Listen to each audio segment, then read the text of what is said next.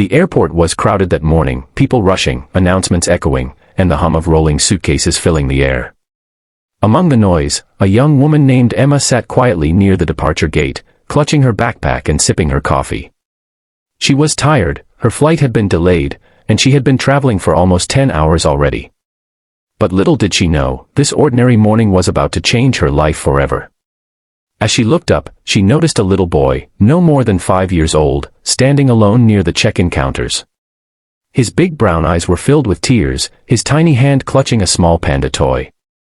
He was lost. People passed him by, some glanced, some ignored, others too busy with their own flights. Emma's heart ached. Without thinking twice, she walked over and knelt in front of him. "Hey, buddy, are you okay?" she asked softly. The boy sniffled. "I can't find my daddy." He was right here, his voice trembled, and he clung tighter to his toy. Emma smiled gently, wiping his tear. "Don't worry, we'll find him together, okay? What's your name?" "Liam," he whispered. "All right, Liam. I'm Emma. Let's be brave heroes and find your dad." She held out her hand. The boy hesitated for a second, then grabbed it. Emma led him to the airport help desk, speaking kindly to the staff and explaining the situation. They made an announcement over the speakers. "Attention, Mr. Collins, your son Liam is waiting at the main information desk." As they waited, Emma knelt again and tried to cheer him up. She played with his panda, pretending it could talk, and soon, Liam's laughter echoed through the hall.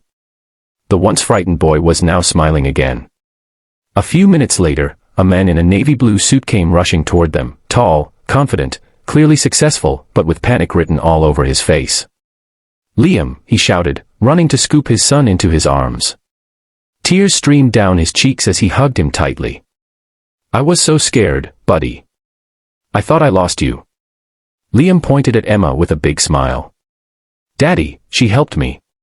She's like the heroes in my cartoons."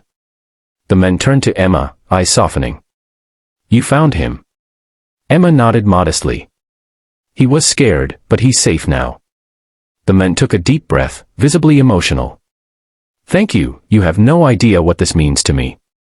He introduced himself as Daniel Collins, a millionaire entrepreneur returning from a business trip.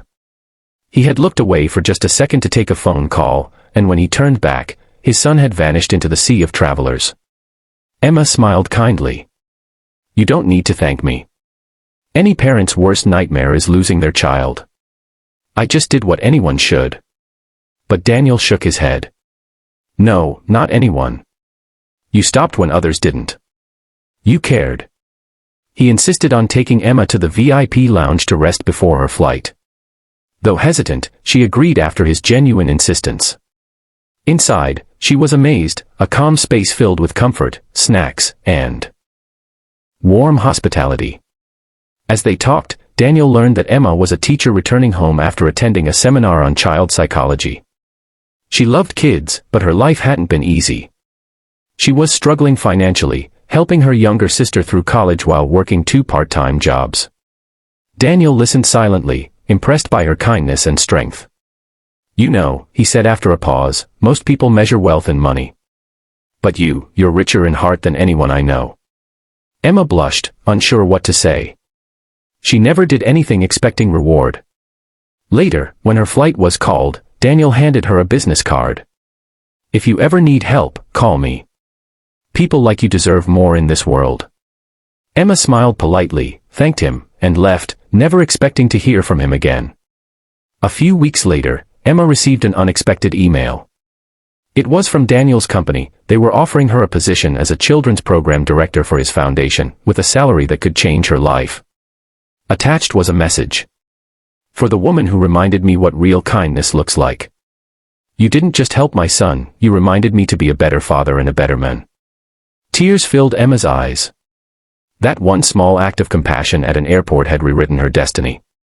Months later, she stood on stage at a charity event, speaking about kindness and hope. In the front row sat Daniel and little Liam, proudly cheering for her. The boy waved his panda toy, shouting, "That's my hero." The crowd laughed and clapped, but Emma's heart swelled with gratitude. She realized that real heroes don't wear capes, they just have the courage to care. As the video fades, the narrator's voice rises gently. Sometimes, the smallest act of kindness can open the biggest doors. Never underestimate what your goodness can do. If this story touched your heart, don't forget to like, share, and subscribe, because every story of kindness deserves to be told.